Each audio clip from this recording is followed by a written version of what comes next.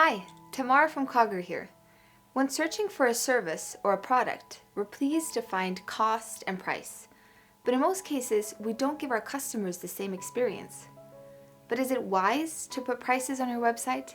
And if so, how can you do it? And what is the right price? How can we make our customers understand our packages and our value proposition? The packaging workshop will be answering these questions and give you practical examples. When you put your prices on your website, have packages ready for your customers, and teach them why you've put it up the way you have, you build trust. And trust is the best basis for any selling-buying relationship, whether it's B2B or B2C. The packaging workshop will help you implement this in your own organization. Do you have any questions?